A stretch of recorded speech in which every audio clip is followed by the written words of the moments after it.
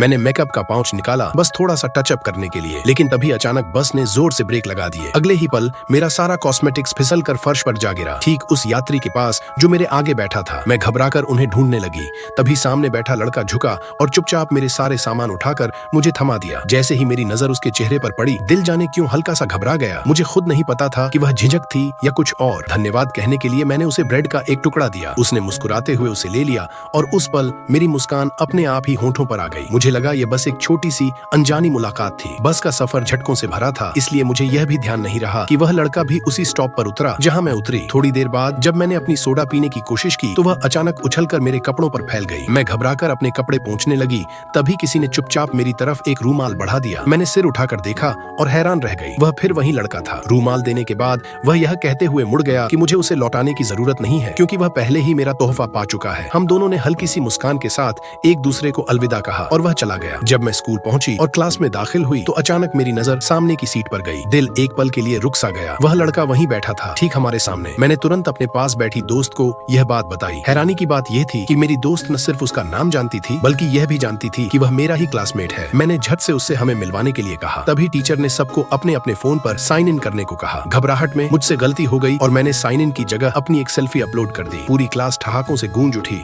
और मैं शर्म से लाल हो गई। क्लास के बाद मेरी दोस्त ने वादा निभाया और हमें मिलवाया, और उसी पल मुझे आखिरकार उसका नाम पता